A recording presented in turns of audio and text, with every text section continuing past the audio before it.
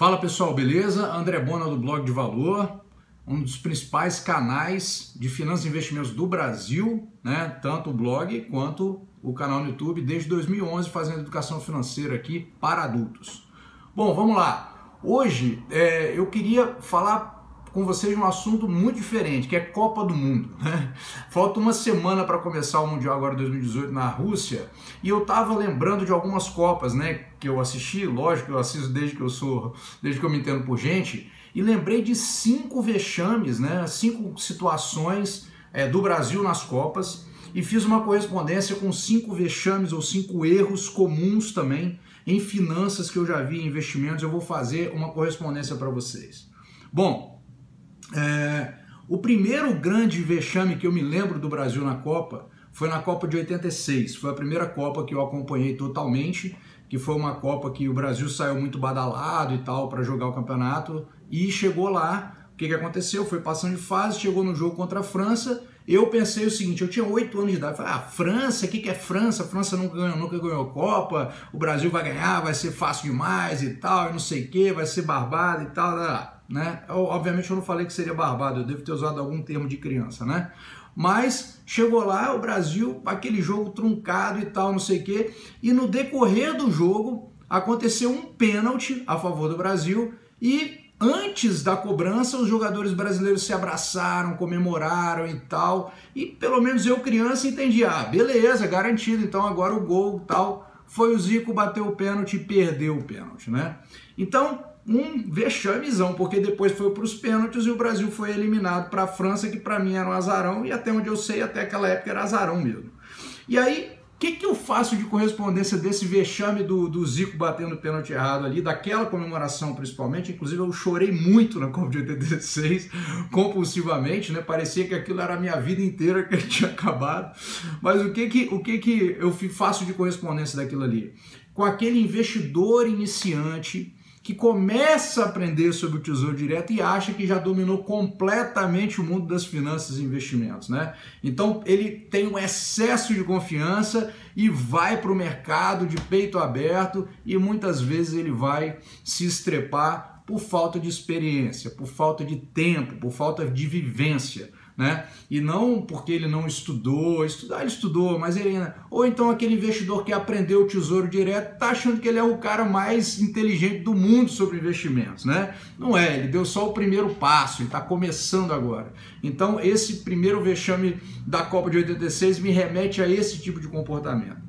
Um segundo vexame que eu me lembro, na Copa de 90 eu nem considero vexame porque a Argentina tinha um bom time, tinha Maradona e tal, mas na Copa de 98 teve aquela final fatídica, né, contra a França, de novo a França, e quando chegou nessa final eu já tinha mais idade e tal, então, 98 foi ano que eu acabei a faculdade, então tinha 20, nessa época 20 anos, e aí eu falei assim, bom, agora nós vamos acabar com aquela zebra lá de trás, né? Porque esse time veio porque a Copa é na França, eles estão empolgados, chegaram de sorte, e agora, né? Mas o que vai acontecer é que o Brasil vai passar o trator, vai ganhar, não tem como perder essa Copa e tal. E chega na final, aquele papelão, 3-0, um esculacho completo, aquela confusão de Ronaldo, não sei o quê. Mas o fato aqui é que é o seguinte... Aqui, como é que a gente vê um erro de finanças e investimentos aqui? Naquele investidor extremamente otimista que fecha os olhos para a realidade, né? E fala, por exemplo, não, na bolsa eu ganho 2% ao mês, né? Ele pensa que ele vai ganhar 2% ao mês todo mês na bolsa, então ele sempre acha, né, ele sempre está otimista e muito mais com ele, né, do que com a própria realidade. Então ele é um otimista excessivo e pouco realista. Então ali tomei um choque de realidade e falei, pô, essa França é osso duro de roer mesmo, e foi da pior forma possível. Então essa correspondência que eu faço do vexame da final de 98 com um investidor extremamente otimista. Um outro vexame foi o vexame de 2006. Para mim esse foi um vexame interessante, porque a seleção brasileira tinha uns caras jogando muito bem, né? O Ronaldinho Gaúcho dando show, jogando pra caramba, né? Foi uma época boa dele no Barcelona, o cara eu não vi outro cara jogar como ele, nenhum brasileiro em vida, né? Deve ter tido antes, mas que eu tenha visto, não vi. E aí O Parreira lançou um livro antes, como alguma coisa tipo como gerenciar equipes vencedoras, uma coisa assim. E a seleção saiu badalada, foi muita festa e tal, tinha um tal do quadrado mágico. Resumo, o que aconteceu? Muito estrelismo no negócio, e aí, de novo, a França vai lá e elimina o Brasil da Copa, né? Com aquela jogada do cruzamento, o Thierry Henry vai lá e faz o gol. Inacreditável essa França, não consigo aceitar isso aí. E aí, o que ficou naquela Copa? O estrelismo da seleção brasileira, o quadrado mágico, a badalação toda, e no final das contas, faltou gente para carregar o piano. Então, o que eu faço de correspondência aqui? É aquele cara que, sabe tudo, aprendeu tudo, estudou tudo, domina completamente o negócio, sabe de investimento, sabe de finanças, conhece as características, perfil, sabe tudo. Só que ele esquece de fazer o basicão. O que é o basicão? Fazer os aportes e guardar o dinheiro. Então não adianta você ter uma seleção totalmente maravilhosa e toda celebrada e festejada e tal, se quando chega na hora de fazer o básico, ela não faz o básico, que é marcar, defender, atacar e fazer os gols, né? Não adianta nada. Então, para mim, essa Copa de 2006 foi o estrelismo que veio à tona, e da mesma forma aquele investidor estrela que quer aprender tudo, saber tudo, todas as implicações da economia, do mundo e tudo, que isso afeta, que isso afeta, e chega e esquece de aportar dinheiro. Então não adianta nada, faça o basicão que vai dar certo, tá?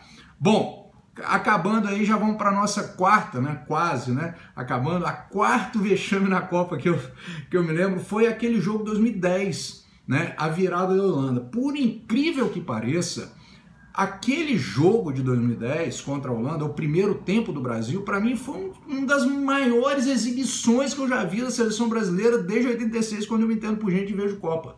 Foi maravilhoso, incluindo jogos amistosos, incluindo outras competições. O primeiro tempo do Brasil contra a Holanda foi um passeio, foi uma coisa linda de ver jogar, né? Assim como até o jogo contra a Argentina em 90, que o Brasil perdeu também, eu acho que jogou muito bem. Mas naquele jogo ali, eu falei, não tem jeito aqui, virou ganhando e tal, mas tomou a virada, um apagão, a Holanda foi aos trancos e barrancos e passou e avançou. E aí, essa virada me lembra, sabe de quê? Daquele investidor, já peguei tantas situações dessas, vocês nem acreditam.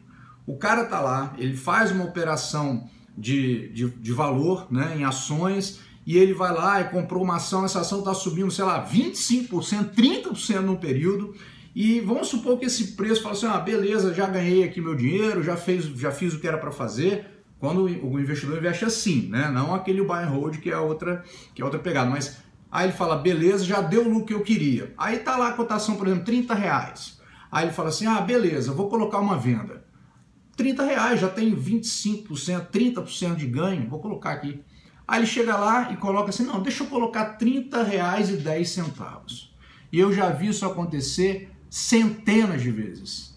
Por causa disso, o que acontece? O papel sobe, chega lá no 30,08, tá, para, e depois despenca e de repente volta 10, 15%. Quer dizer, por causa de 10 centavos o cara não vai lá, não executa uma operação ganhadora, para poder tomar um risco enorme de voltar para trás e perder, e às vezes ainda sair no prejuízo. Já vi acontecer centenas de vezes. É impressionante. E aí isso me lembra a virada da Holanda para cima do Brasil. O cara tinha feito tudo lindo, mas não matou o negócio. Chegou na hora, voltou tudo. Acontece. E por último, né, o vexame do 7-1 na Copa, né, na Copa do Brasil, né, contra a Alemanha, que sem dúvida, para mim, eu vou dizer para vocês que eu não diria nem que isso é um vexame, assim, porque foi uma aula de futebol que eu acho que a única coisa que nos cabia fazer era ficar olhando e anotando e aprender o que os caras estavam fazendo, porque aquilo ali foi um espetáculo, né? Pena que foi contra a gente, mas foi um espetáculo.